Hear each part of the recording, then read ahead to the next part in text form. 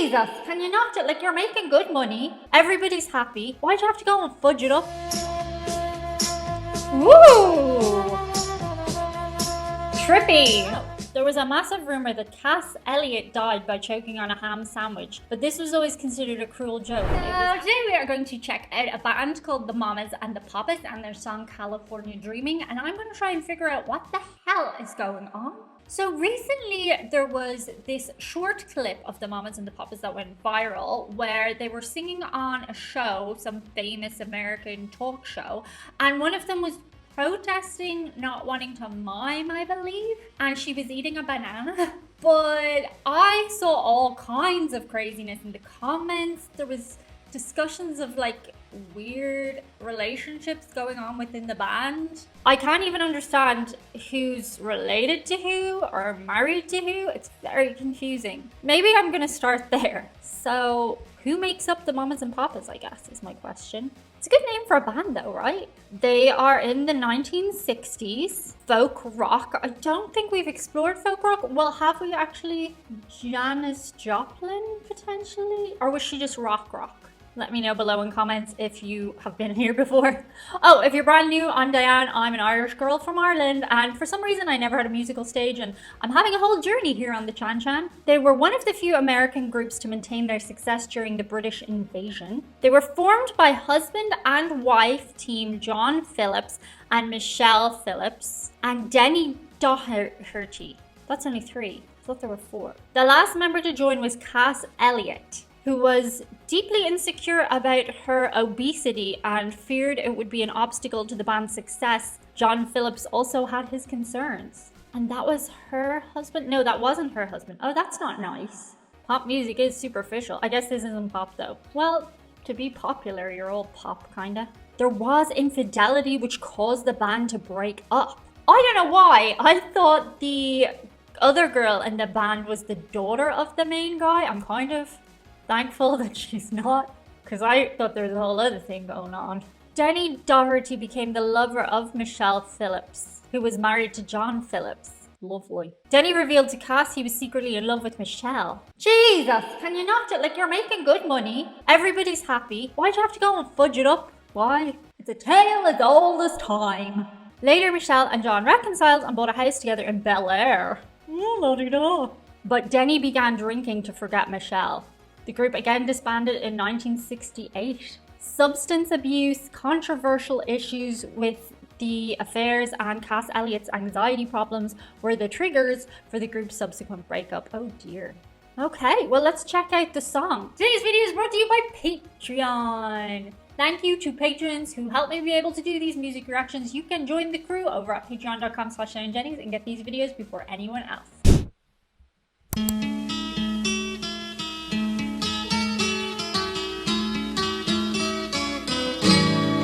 All the leaves are brown, and the sky is gray, I've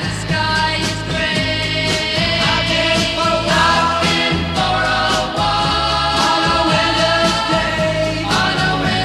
day, I'd be safe and warm, if I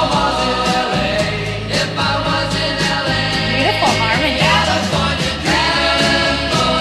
dreaming on such a winter's day. Stopped into a church, I passed along the way. Well, I got down on my knees, and I pretend to pray. You hear the preacher like the cold, he knows I'm gonna stay. California dreaming on such a winter's day.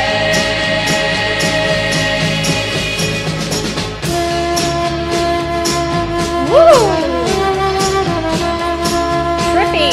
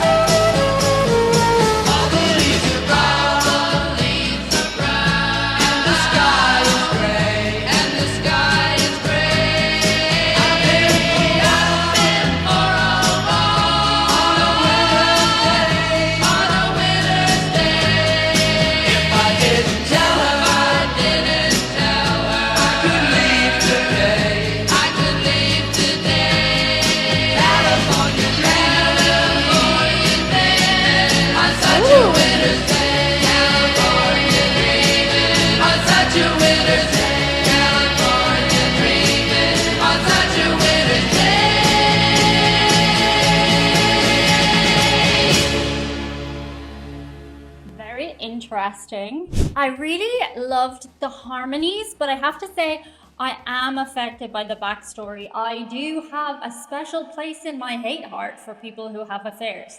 Honestly, if you can look somebody in the eye and tell them you love them and then be sleeping with their best friend, not a good person. I assume she was meant to be the good looking one.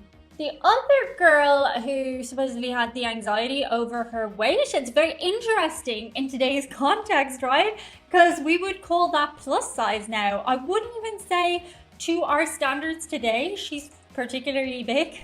Isn't it wild how perceptions change? And the fellas were very average looking. Were they supposed to be heartthrobs? Wow, please tell us what it's like to be perfect.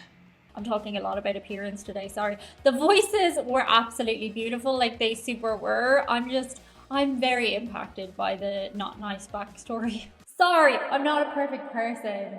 I'm not sorry. Okay, let's find out more about the song itself and the meaning behind it. I feel certain the song featured in movies and TV shows, right? The lyrics express the narrator's longing for the warmth of Los Angeles during a cold winter in New York City. Ah, LA and New York City, a tale as old as time. Rivals. Eternal. The song was written while John and Michelle were living in New York City during a particularly cold winter, and the latter was missing sunny California. Oh, the Beach Boys had a version. Is that the one we reacted to on the channel? No, we reacted to Surfin' DUSA. Oh, there was a massive rumor that Cass Elliot died by choking on a ham sandwich, but this was always considered a cruel joke. It was actually concocted on the spot by her manager to get ahead of the OD rumors. Ultimately, it was a heart attack, plain and simple. That is so sad. Like, literally, had she been famous today, you'd call her plus size. That's wild. Were people really that much slimmer back then? Or has our understanding of what constitutes obese become somewhat skewed by TV shows like My 600-Pound Life and stuff like that, perhaps? Ooh. John Phillips claimed he was invited to Manson's house on the night of the Polanski murders, but he got high and he didn't show up. Well, that's fortunate. Very interesting. Not a favorite for me, sullied by the backstory. I am very much a person who believes we should judge the art, not the artist, for sure, but I'm also a fallible human and I just find myself tainted by the idea of what happened. Let me know below in comments what your thoughts are on the backstory of the band. And of course, obviously, judge not lest you be judged and all that, but we're all just people. We all do it, judgy bitch. I didn't mean to call you a bitch. Thank you so much, guys. That's it for today. See you on the other side. Bye.